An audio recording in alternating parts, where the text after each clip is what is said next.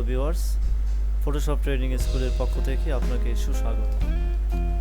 আজকে আমরা ফটোশপের সাহায্যে ওয়াটার ড্রপ তৈরি করা শিখব। তো প্রথমেই আপনার গুগল থেকে একটা ইমেজ ডাউনলোড করে নেবেন। তো আমরা ফটোশপ ওপেন দেব, ওপেন দিয়ে আপনার ওই ফাইলটি ওপেন করবো। আমি একটা নতুন একটা ফাইল অথবা আমি এখানে ওয়াটার ড্রপ তৈরি করব। তো ওয়াটার ড্রপ তৈরি করার জন্য নতুন একটা লেয়ার নেব, নিউ লেয়ার।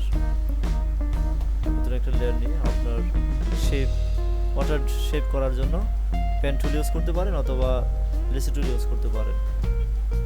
তো পেন টুল দিয়ে সুন্দর হবে ওয়াটার শেপটা, তো আপনি লেসি টুল দিয়েও করতে পারেন।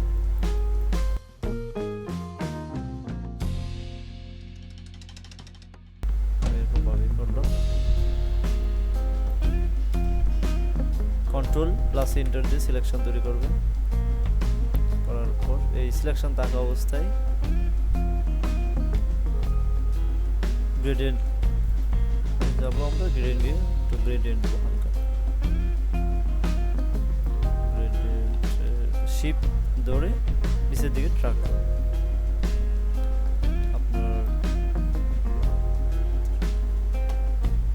তারপর এই লেয়ারটাকে লেয়ারের উপর ওয়ানের উপর রেখে মাউসের লেফট বাটন ডাবল ক্লিক করুন, লেয়ার স্টাইল আসবে।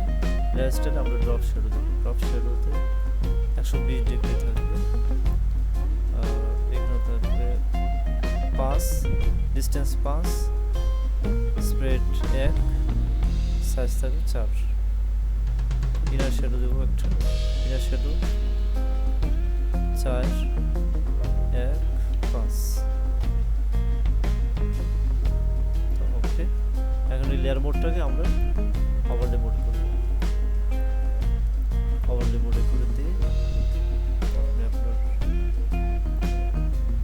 এটাকে আর একটু বড় করে নিতে পারে। আমরা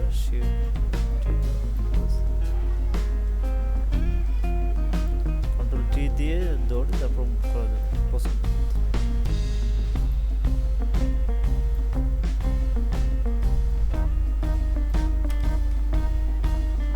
রিয়েলিটি আনার জন্য আমরা একটা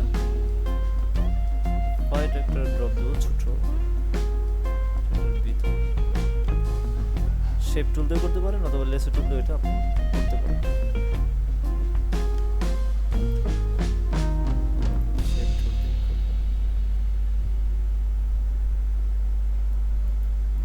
গ্রুপ কন্ট্রোল জি দিয়ে গ্রুপ করবেন। গ্রুপ করে তারপর আপনি আপনার পছন্দ মতো জায়গায় বসাইতে পারবেন। কন্ট্রোল টি দিয়ে দৌড়ে আমি এদিকে নিয়ে আসলাম, এখানে একটা দেবেন।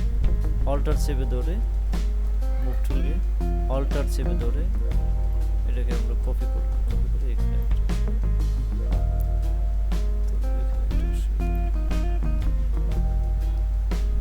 আপনি আরো অন্য মতো বসাতে পারবেন।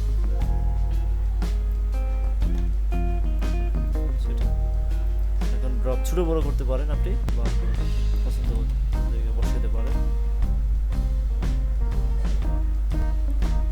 তো আশা করি বুঝতে পারছেন। ভিডিওটি ভালো লাগলে লাইক এবং সাবস্ক্রাইব দিয়ে ফটোশপ ট্রেনিং স্কুলের সাথেই থাকুন।